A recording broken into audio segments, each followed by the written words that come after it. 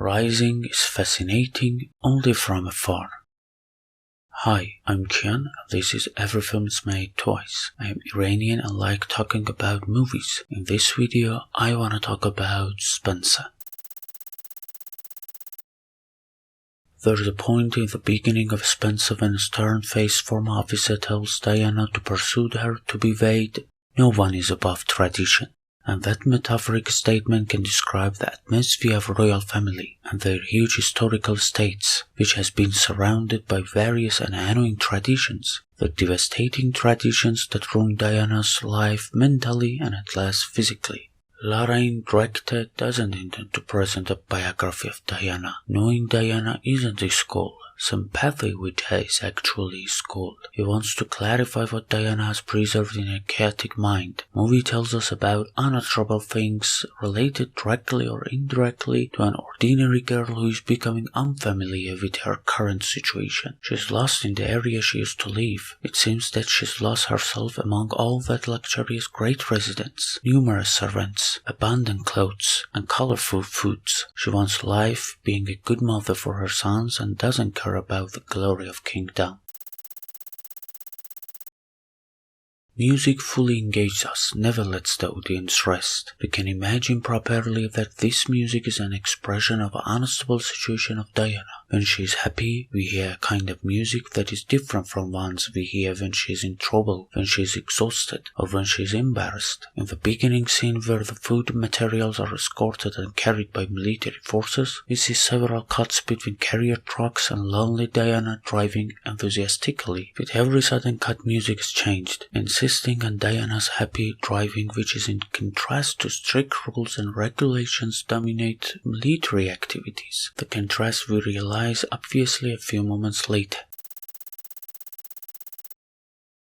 Dialogues are fascinating but don't accommodate with the situation in which they are told. It seems they are fabricated. Maybe the first time I experienced this kind of dialogues. Precise and thought out, but at the same time incompatible and unfit for the respective situation, somewhat exaggerated. Remember the scene where Diana has sat on the floor of one of the rooms with her two sons, one of them lying on her knees and speak together. William asks her, why do we open our presents on Christmas Eve and not Christmas Day like everyone else? And she starts explaining in a hard and incomprehensible way with a complicated allusion to school lessons about three main tenses, then alleges that we have only one tense here, the past. This explanatory method is appreciated, but not by two young boys who are talking intimately to their mother in a private room, or when the cook tries to relieve Diana of awful thoughts about the tragic fate of pheasants which are bred to be shot by implying their low intelligence. Diana answers they are beautiful but not very bright. This phrase completely describes Diana herself. She was probably or definitely the most beautiful member of the royal family at that time, but she didn't want to respect the rules of the game which was being played by other members. She had her own way, maybe more sensational, more modest, and more loving. She never deceived others or never pretended to be someone else. Diana's permanent innocence prevented her from cheating, hypocrisy, and defrauding, which are usually considered cleverness and brightness. Naturally, both Diana and pheasants lacked those features. Beautiful but not very bright.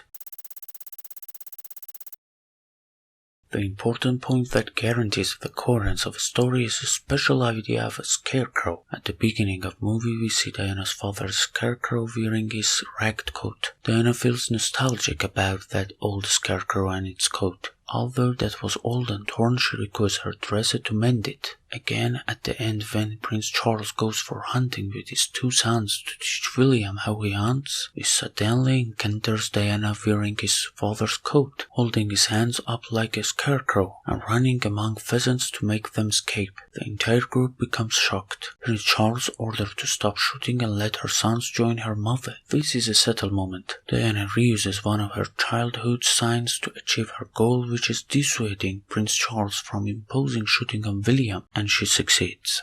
Lorraine admirably indicates the feelings, empathy, affection, and intense love of Diana for her children, and her efforts to keep them away of cruel pedagogy Queen intends to teach them in one single scene. That's fantastic. When pheasants start flying and she starts shouting, her sons join her and they three start running and quickly leaving. More notably, she does it with her father's coat, a father who is most needed now for Diana to support her and regain her missed confidence.